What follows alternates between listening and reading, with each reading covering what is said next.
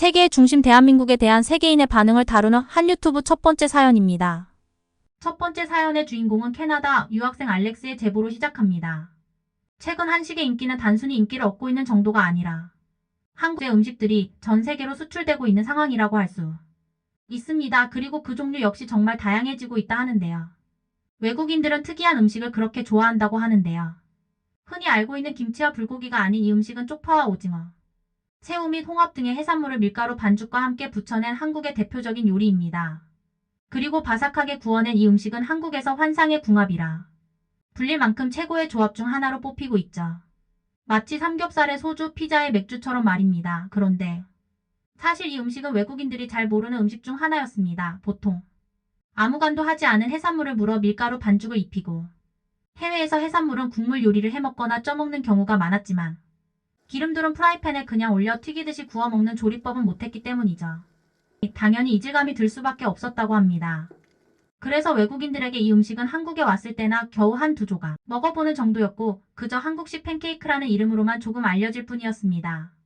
알렉스는 한국어를 전공하고 있었고 한국 문화에 대한 깊은 관심을 가지고 한국의 대학교에서 교환학생으로 한 학기를 보내게 되었습니다. 도착한 지 얼마 되지 않아 한국 친구들과 더 가까워지기 위해 다양한 사회적 활동에 적극적으로 참여하기 시작했습니다. 어느 비오는 저녁 한국 친구들이 그를 전통적인 한국의 음식점으로 초대했습니다. 친구들은 비오는 날에 파전과 막걸리를 먹는 것이 한국에서의 오랜 전통이라고 설명했습니다. 음식점에 도착하자 특유의 따뜻하고 환영하는 분위기가 그를 맞이했고 창가에 부딪히는 빗방울 소리와 함께 음식의 향기가 가득한 공간이 눈앞에 펼쳐졌습니다. 서빙되는 파전은 바삭바삭하고 기름진 향이 나며 다양한 해산물과 녹색파가 풍성하게 얹혀 있었습니다. 친구들은 그에게 어떻게 먹는지 설명해 주었고 함께 잔에 막걸리를 따라 주었습니다. 첫 모금은 그에게는 조금 생소한 맛이었지만 파전과의 조합이 입안에서 풍미를 더했습니다. 식사를 하면서 친구들은 이 조합이 왜 이렇게 사랑받는지에 대해 이야기를 나누었습니다. 파전은 겉은 바삭하고 속은 부드러운 질감이 매력적이며 막걸리는 술이지만 달콤하고 부드러운 맛이 특징이라고 했습니다. 비오는 날 이 조합은 따뜻하고 포근한 느낌을 준다며 이러한 전통이 어떻게 형성되었는지에 대한 이야기도 함께 나누었습니다. 알렉스는 이날 이후 캐나다 본토 음식과 대한민국 음식과 차이점을 조사하기 시작했는데요. 첫째로는 비오는 날의 음식 문화에 대해 한국에서는 비오는 날에 파전과 막걸리를 즐기는 것이 전통적인 관습입니다. 파전은 해산물이나 녹색파와 같은 신선한 재료를 반죽에 넣어 바삭하게 부친 음식이며 막걸리는 쌀로 만든 전통적인 발효술입니다. 이 조합은 비오는 날에 쓸쓸함을 달래주고 사람들을 모이게 하는 사회적 기능을 합니다. 캐나다에서는 비오는 날 특별히 즐기는 전통적인 음식은 없지만 추운 날씨에는 핫초콜릿이나 커피를 마시며 따뜻함을 느끼는 것이 일반적입니다. 또한 국물 요리나 스튜 같은 따뜻한 음식을 선호하는 경향이 있습니다. 음식의 사회적 역할. 한국의 파전과 막걸리는 사람들이 모여 함께 나누며 먹는 것이 일반적입니다. 이는 공동체 의식을 강화하고 음식을 통한 대화와 교류를 촉진합니다. 캐나다에서도 사람들은 음식을 함께 나누며 사회적인 시간을 보내는 것을 중요시하지만 한국처럼 특정 음식이 사회적 상황에 깊이 연결된 경우는 드뭅니다. 예를 들어 캐나다의 바비큐나 팬케이크 브런치 등은 친목을 도모하는 데 중요한 역할을 합니다. 음식의 맛과 특성. 파전과 막걸리는 매우 특별한 맛의 조합을 자랑합니다. 파전은 바삭한 식감과 해산물의 신선함이 어우러지며 막걸리는 독특한 발효 맛이 특징입니다. 캐나다 음식은 종종 매우 다양하고 포괄적이며 전 세계 여러 나라의 요리가 혼합된 특성을 보입니다. 예를 들어 푸틴은 감자튀김 위에 치즈커드와 그레이비, 소스를 얹은 캐나다의 대표적인 간식으로 담백하고 고소한 맛이 특징입니다. 이렇게 두 나라의 음식, 문화를 비교하면서 캐나다 유학생 알렉스는 한국에서의 식사 경험이 자신의 문화적 관점을 넓혀주는 중요한 수단이 되었다는 것을 깨닫게 됩니다. 이러한 비교는 또한 자신이 자라온 환경과 다른 환경에서 음식이 어떻게 다른 역할을 하는지 이해하는 데 도움을 줍니다. 이후 알렉스는 교환학생 기간이 끝난 후 캐나다로 돌아가 비오는 날이면 파전과 막걸리가 생각이 나서 캐나다 한인식당에 자주 간다고 합니다. 알렉스는 캐나다 친구들과 지인에게 열심히 한국 음식을 홍보하고 있다고 합니다. SNS에 외국인들의 반응을 더 찾아보았는데요.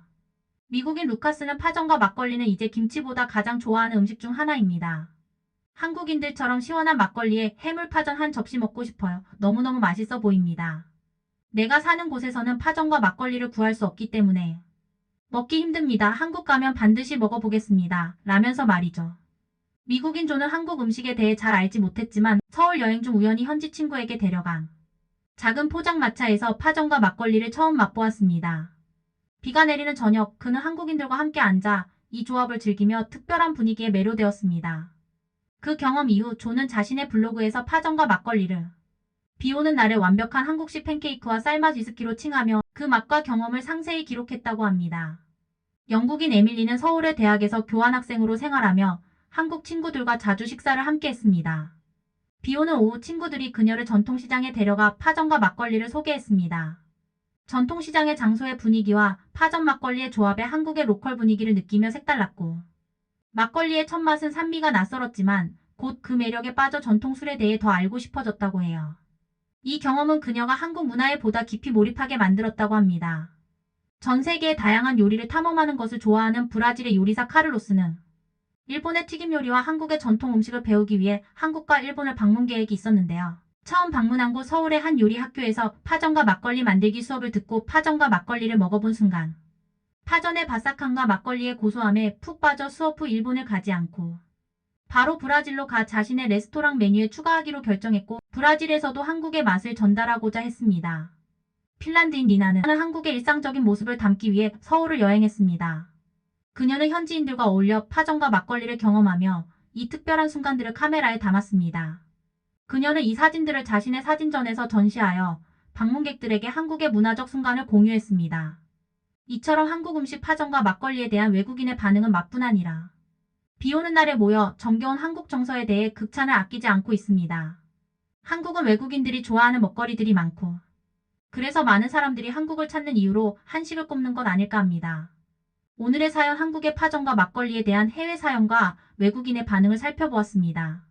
오늘도 끝까지 영상 시청해주셔서 감사합니다.